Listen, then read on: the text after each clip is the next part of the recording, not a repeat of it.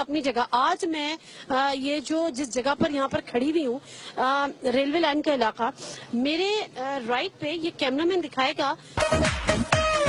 جس اتفاق فاؤنڈری کی بات ہوتی ہے کہ جی وہ تو کب سے بند پڑی ہے, جدی پشتی امیر تھے, اس کو بیچا تھا, اس سے کچھ پیسے لیے تھے, اس کے بعد جا کے بڑی بڑی اسٹیل ملز لگائی ہیں, کہیں قطر میں اسٹیل ملز لگائی ہیں, کبھی دبئی میں اسٹیل ملز لگائی ہیں, اور یہ جو باتیں ہوتی تھی یہ ہے وہ بیسیکلی اتفاق foundry and work shop limited.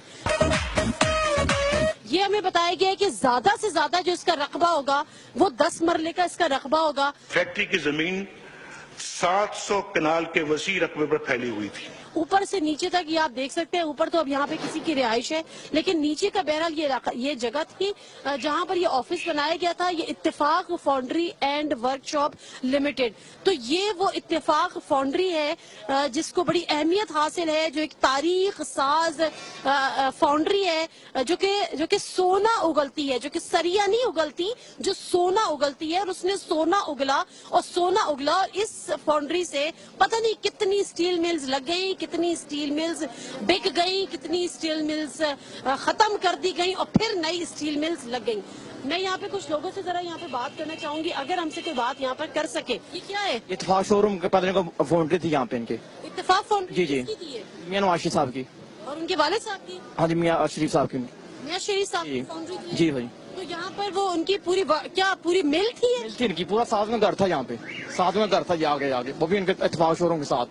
یہ مجھے گھر دکھائیں گے آپ؟ مجھے بتائیں کہ یہ کب تک یہاں پر کام ہوتا رہا ہے؟ تقریباً کوئی 25 سال تک ہوتا رہا کام. 25 سال. کب سے بند پڑی ہے یہ؟ تقریباً ہو گئے ہیں کوئی 18-20 سال تو ہو گئے ہیں بند ہوئے. 18-20 سال سے یہ بند ہے. جی جی. اور یہی وہ اتفاق فاؤنڈری ہے جس کے بارے میں کہا جاتا ہے کہ جی ہم نے ایک مل شروع کی ہے, اس کے بعد پتہ نہیں کتنے ملیں لگا دی. یہی ملتے سے شروع کی. جی ناظرین, یہ ہے وہ جگہ جہاں پہ میاں صاحب کی فیملی رہتی تھی, اور چھوٹا بڑا پیسے سے نہیں ہوتا, چھوٹا بڑا دولت سے نہیں ہوتا. ایک بڑا نام ہے میاں نواز شریف صاحب کا, ان کی فیملی کا, ان کے والد کا.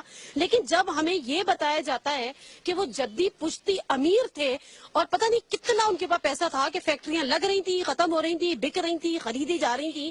یہ وہ جگہ ہے جہاں پہ نیچے ان کے والد صاحب کا اپنا برف خانہ تھا, اور اوپر ان کی اپنی رہائش تھی. اور جو آپ دیکھ چکے ہیں آج بھی یہاں پہ لکھا ہوا ہے, اور جو اتفاق فاؤنڈری تھی وہ بھی ہم آپ کو دکھا چکے ہیں. یہ سامنے یہ جو کمرے بنے ہوئے ہیں, یہ میرا خیال ہے آج بھی چھوٹے چھوٹے جہاں پہ بھی بتایا کہ وہ بھٹی کا, لوہے کا یہاں پر کام ہوتا تھا, بلکہ اس کے اوپر آج بھی اتفاق شوگر ملز بھی اس پر لکھا ہوا ہے. میں یہاں پر یہ ضرور بتا دوں کہ یہاں پہ لوگ بات کرنے کو تیار نہیں ہے.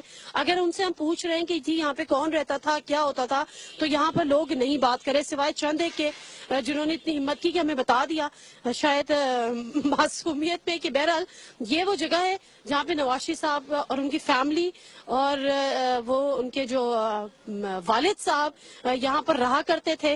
میاں شریف صاحب یہیں سے انہوں نے اپنے کاروبار کا آغاز کیا, اس گھر میں رہتے تھے, نیچے ان کا اپنا برف خانہ تھا. ویسے میں پہلی دفعہ سن رہی ہوں کہ شریف برادران جو ہے وہ کوئی برف خانہ بھی ان کا تھا. ان کا اپنا تھا کہ اور چلا؟ اپنا تھا, ان کا اپنا تھا.